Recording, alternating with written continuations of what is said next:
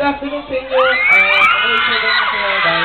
Nakapita kayo dito sa Magnolia para sa country ko. Yan. Dito mga Elmo fanatics. Elmo, ano bang bago sa atin ngayon? Any shows? We're currently sa Party Pilipinas na noon. Nanonood kayo ng Party Pilipinas every Sunday. Ito naman ako. Yan. So, kung talagang mga fans kayo ni Elmo, okay, mamaya meron tayong game, mga trivia game natin, kung sino yung mananalo. Yun, kaya may mga tanong tayo mamaya na tungkol sa iyo, tungkol sa paborito mong merienda ng ice cream. Yun. So, kung ano yan, mamaya may mga fans tayo nagtatanong yan. Okay.